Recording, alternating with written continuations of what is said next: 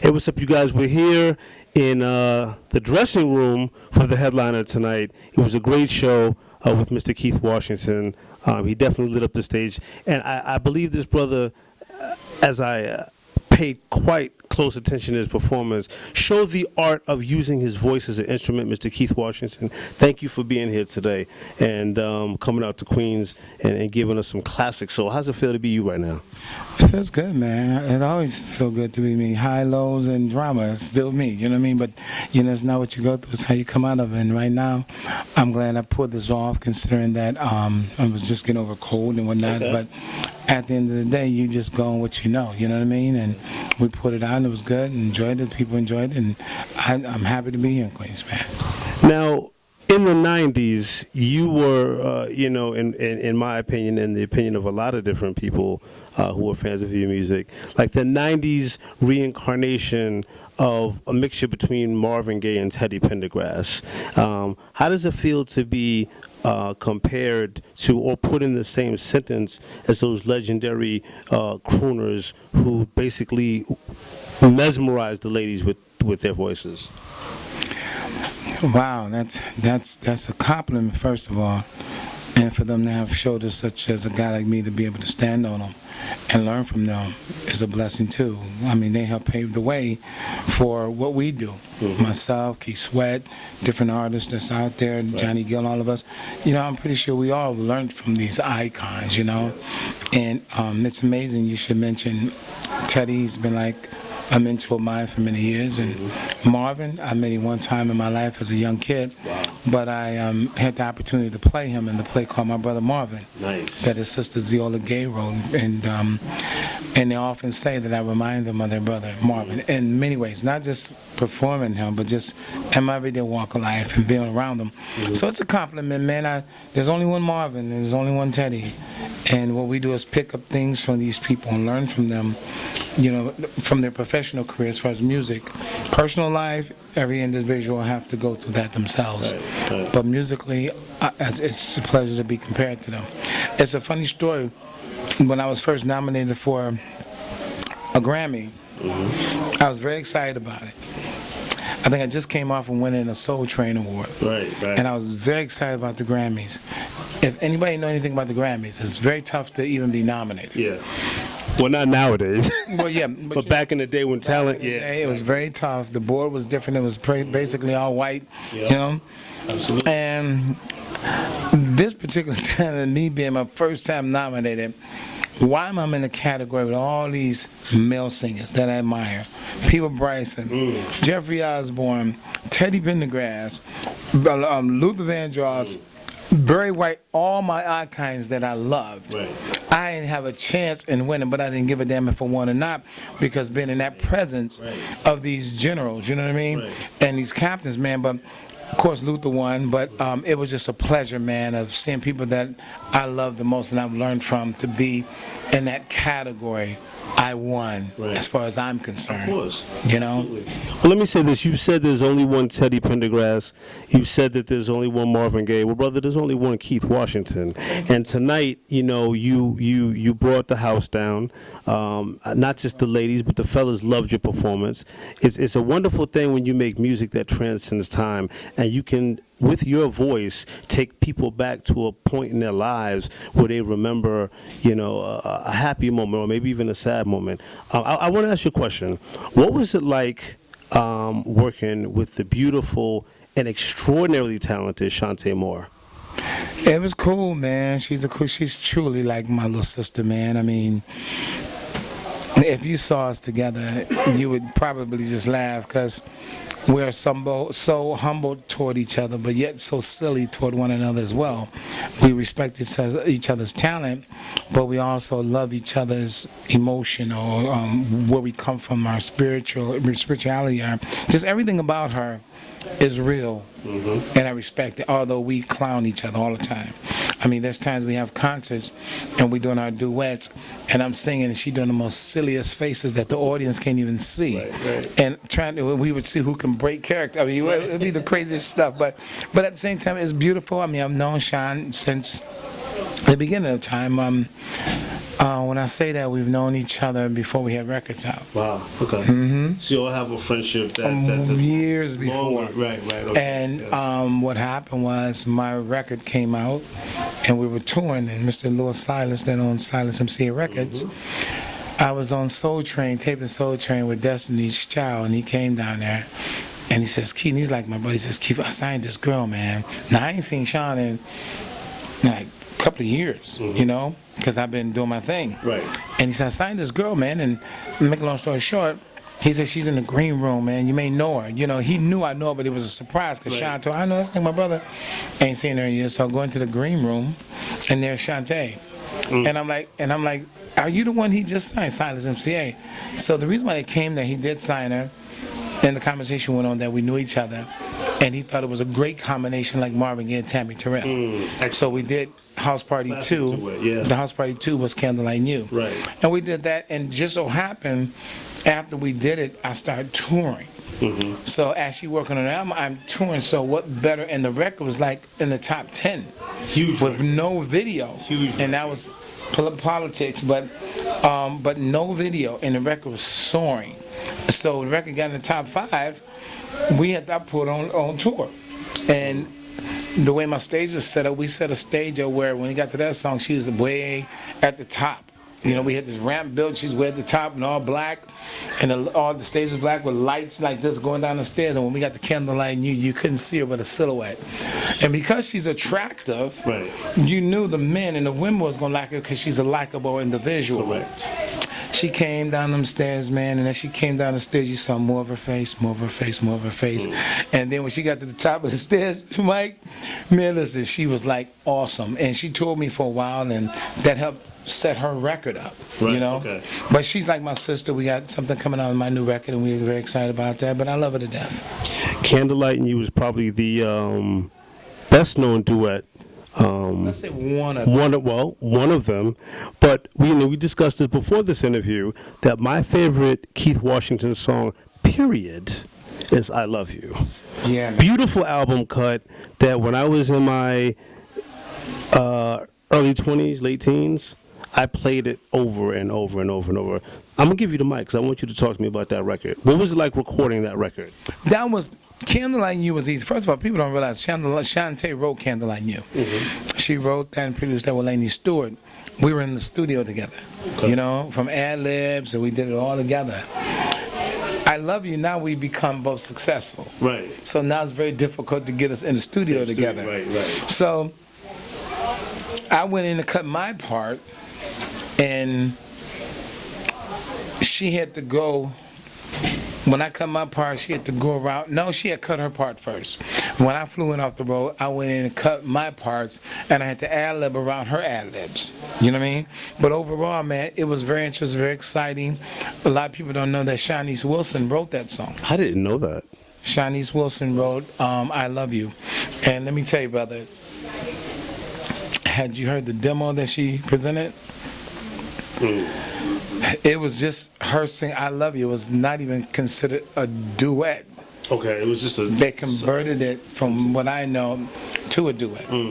But when I tell you Shanice Wilson put her foot in this song, she put her foot in this song.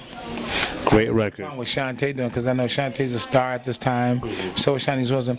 But the world know Keith and Chanté. Right. And second thing, Chanté is going to make it her, and that's what she did, and she killed it as well. It was a great record, man. I'm glad to, know that you're still, after all the time, because, the music industry has transitioned. It's crazy, the talent pool, a lot of times when I interview recording artists, I know you guys got to keep it humble, and you got to keep it, cool. I'm going to say that the talent pool has gone to the dogs, especially in R&B. That's just my opinion. You talk to, though. I mean, some people are just right out raw. And I tell you, everybody sounding like, the music sounding like there's no originality. And I say the same shit. It's no big deal. Okay, thank you. No. So Keith Washington and High Five actually agree with me on camera. And I understand something. There's nothing wrong with that. We all learn from somebody. Right. You know, we all got some things from somebody. And, I mean, they all learn from Michael Jackson. Those that sound like, you know, you can tell they learn from Michael. Well, they're not Michael, but they talented within the era where they are. Yeah, I mean, Usher was a good associate of mine. Love him to death, man. Bad brother. Can't hate on him. Right. But everybody have, during their era, they mentor. Right, exactly. You know, and so I don't hate on any of it, but at the same time, where's the originality? Right. See, back in the day, we'll hear a song and we'll take some out of it, but we are totally flipping and creative. And I'm speaking of, let's not just say, because melody, the majority, 95% of melodies out there is different. Right. But the artist emulates or sound like somebody else in a sense. Yeah. But it's themselves. It's the production that gives you 16, all that stuff. Every instrument basically sounds the same. Right. So what happens is we tend, I mean, if you took every vocal off every track today, okay, and listen to them, you say, oh, that shit sound the same as this person. That's not, because the tracks, because everybody want those 16ths. Yeah. Everybody want this, everybody, and there's no really originality stuff. You know, I love Dre, I love all these guys, man, but and our artists as well. I mean, there's nothing wrong with that. If that shit's paying your bills and you getting paid, do your thing. It is what it is. None of my younger brothers. Now, I'm saying, Say it over. now I said, that's not a diss to none of my young brothers that's out there, because we all learn from somebody. Right. And there's somebody, trust me, that's learning from Usher, that's learning from Chris Brown, that's learning from these little young icons out there today. But I just wish, this is just me personally, I just wish a lot more of them would learn from you. I'm going to say this, More brother. originality. More originality, and as a songwriter, I'm a writer, and so I respect lyrics, and I respect passion. And a very dear friend of mine, Renee Lynch, and I were watching your performance, and we both had to agree that you were able to stand there with a microphone and entertain with your voice, with your charisma, and with your diction. That's all I'm saying. You know, there's a certain, that's a whole that's different thing. yeah. And once again, it goes back to who you learn from. Right. I grew up in the Marvin. Well, Marvin grew up with my mother's in the era, but I had records because they played them. I learned from Marvin. I learned from. I mean, quick story. When I was young, I was in a group. We drove to Philadelphia International, hoping to get a record deal from Philadelphia International.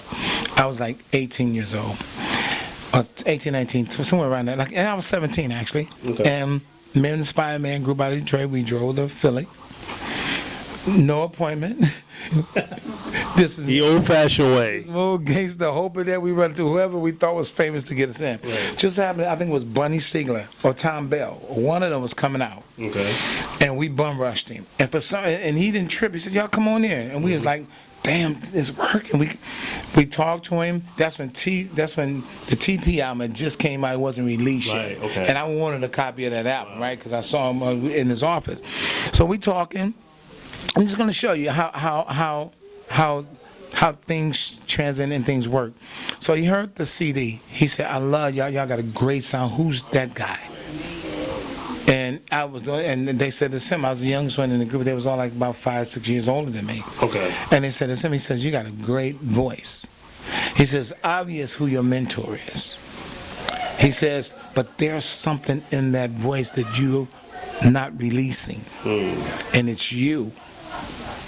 Wow. I was like, well, this is all I know. I mean, you know, but so what I did as an artist that took that at heave, because there's already a Teddy Pendergrass. Right. Even though I'm a baritone, second tenor, and first natural, my baritone is obviously natural. It's I've been so many places. It's just naturally that. Right. So many things, none kinds. You know what I mean? It's just that, you know, and learning from all these icons, I put them all in one with me. But here's the deal. He said, there's already a Teddy Pendergrass. Right. He said, there's obvious that's your mentor, but there's something in you that's incredible that you have to release. So what I did, because I was such a fan of Teddy's, there's not a song or run or riff. Even when I'm not doing him, I find myself there because I learned from him. Right. I went home and said, how do I get out of this whole Teddy thing? Well, what I did is start listening to people like Phyllis Hyman. I started listening to a lot of female singers because I can't sound like them. Right, exactly. I just have to sing their songs. I was just a writer on song, needed the answer's you. I just could do me. So I had to, and I struggled with that shit. You know, because I was, the answer is you. But it was like, I struggled with it, but it brought originality to me as an artist. A lot of cats don't do that. Right. You know what I mean? Exactly. They get lucky, and their luck goes on, or they get with the right people, and that's cool too, no disrespect. And I say that consistently because there's no disrespect. Whatever you get your talent from and however you get it, that's cool.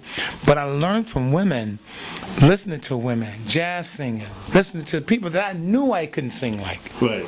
And that gave me, because I'm a male vocalist, that gave me originality. And with the combination of me automatically being a baritone second of Teddy, and just the natural first of different people, artists that I know, and listening to them, it all came together, and it created me. Wow. You know? Wow. There's not an artist today, I'll tell you right now, that can tell you the same story I told them. I'm telling you. Because they ain't gonna go listen to women. Right. Ain't nobody gonna go listen to Rihanna. Well, I'm talking about guys that are gonna try to sound like, well, I would hope, Let me tell you that. just let me leave that Let me tell you alone. that. Okay, Yeah, let's leave it we're alone. talking about singers here. Right? No, I'm talking about no. That's just me, not you. I know. It's just me. No, because I like her shit. I really do. He No likes disrespect. her. Because I try to learn something from everything I listen to. They should learn more from you, though. And no disrespect, and I get that, and I appreciate you saying that, brother. But what I'm saying is, there's something I tried to figure out what made this shit triple platinum. But then you got to The world may understand. never know. Right.